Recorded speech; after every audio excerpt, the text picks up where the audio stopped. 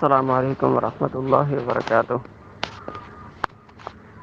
साईं, असांजो अर्ज़ु आहे त सुबुह जी फजर वारी नमाज़ खां बाद में अल्हम्दुलिल्लाह सुम्मा अल्हम्दुलिल्लाह असां चऊं था त सुन्नत पढ़ी सघिजे थी, पर साथियुनि जो कुझु एतिराज़ हुयो जिन असां खां दलील घुरियो।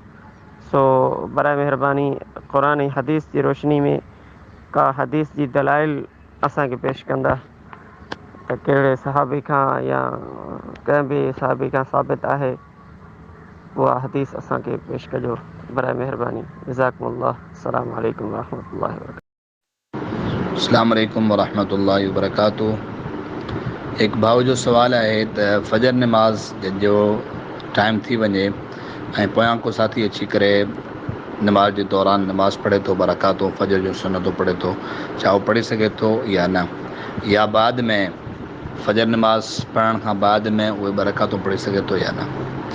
ॾिसो, नबी अलैहिस्सलाम जिन जो फरमान आहे, पाण सल्लल्लाहु अलैहि वसल्लम जिन फरमायूं त इदा उक़ीमत सलात फला सलात इल्लल मकतूबा, जॾहिं फ़र्द नमाज़ जी इक़ामत चई वञे त का बि नमाज़ न आहे सवाइ उन फ़र्द नमाज़ जे। हीअ रिवायत सही मुस्लिम हदीस नंबर 710, सुनन अबू दाऊद हदीस नंबर 1266, सुनन तिरमिज़ी हदीस नंबर 421, सुनन नसाई हदीस नंबर 866 ऐं उनखे अलावा सुनन इब्न माजा, सुनन दारमी, मुस्लिम अहमद वग़ैरह में मौजूदु आहे। हिन रिवायत मां इहा शइ साबित थिए थी त जॾहिं फजर नमाज़ जी इक़ामत अची वञे थी त उन वक़्तु का बि नमाज़ न आहे सवाइ फ़र्द नमाज़ जे।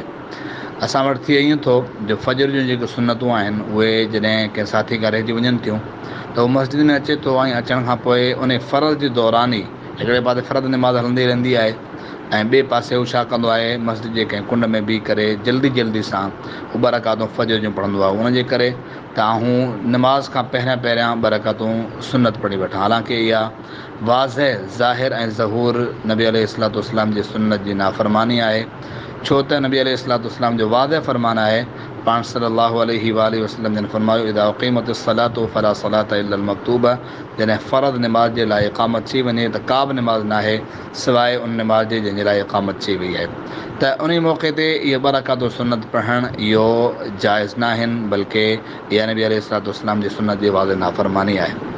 हाणे छा करणु घुरिजे, जॾहिं उहो अहिड़ो माण्हू नमाज़ जे वक़्तु अचे थो ऐं उन टाइम ते फ़र्द नमाज़ हले पई त उनखे खपे त हू उन मौक़े ते फ़र्द नमाज़ में शामिलु थी वञे ऐं फ़र्द नमाज़ पढ़ण खां पोइ जेको आहे से पंहिंजो सुनतूं अदा करे।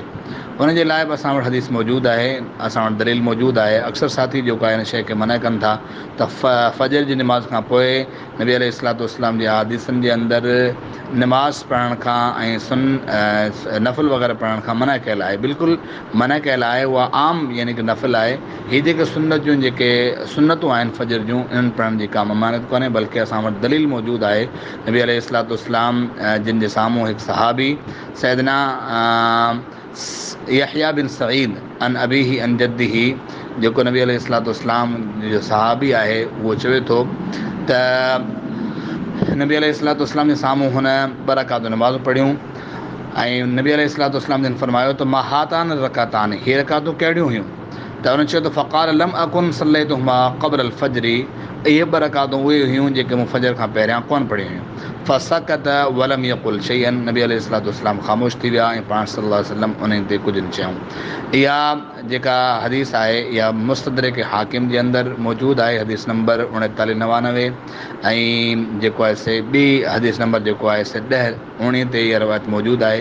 इन में शइ साबित थिए थी त जंहिं माण्हुनि जूं ॿ रकातूं सुन्नत फजर नमाज़ जूं नमाज़ खां पहिरियां रहिजी वञनि थियूं, उहा नमाज़ फजर पढ़ण खां बाद में उन्हनि खे अदा करे सघे थो, छो त नबी अलैहिस्सलाम जे साम्हूं हुन सहाबी ॿ रकातूं नमाज़ पढ़ियूं ऐं नबी अलैहिस्सलाम जॾहिं हुन खां पुछो त तूं ॿ रकातूं कहिड़ियूं पढ़ी रहियो आहीं, त उन सहाबी चयो त अल्लाह जे नबी मूंखां इहे ॿ रकातूं सुन्नत जेके हुयूं फजर वारियूं रहिजी वियूं हुयूं, उनखे बाद में अदा करियां पियो।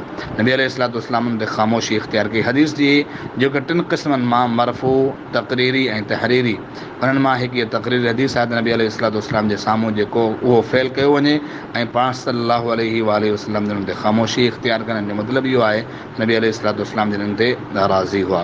ऐं उनखां अलावा ॿिनि रिवायतुनि जे अंदरि बि इहा शइ अचे थी त नबी अलैहिस्सलाम जिन हिकु साथी खे ॾिठो जेको फजर निमाज़ जे इक़ामत जे दौरान हू निमाज़ पढ़ी रहियो हो।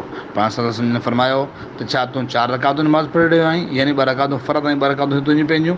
पोइ पाण सल्लल्लाहु जिन हुनखे इन शइ खां मना फरमायो, इनकार कयूं यानी की मना फरमायूं। त इहा शइ असांखे इल्म में हुजणु घुरिजे त फजर जी जेके 2 सुन्नतूं आहिनि उहे फ़र्ज़ निमाज़ सां गॾोगॾु अलॻि तौर ते यानी की न पढ़णु घुरिजनि, बल्कि फजर निमाज़ जी जेका फ़र्ज़ आहे जंहिंजे लाइ इक़ामत चई वई आहे उन खे पढ़ियो वञे ऐं उन खां बाद में जंहिं कंहिं साथी जूं रहिजी वञनि थियूं त उहो बाद में अदा करे सघे थो, जो उनजे लाइ दलील मौजूदु आहे ऐं ख़ासि दलील आहे। अल्लाह रब्बुल आलमीन खां दुआ आहे त अल्लाह रब्बुल आलमीन असांखे सम्झण जी ऐं उन खां पोइ उन ते अमल करण जी तौफ़ीक़ अता फ़रमाए। वस्सलामु अलैकुम वरहमतुल्लाहि वबरकातुहू, वल्लाहु आलम।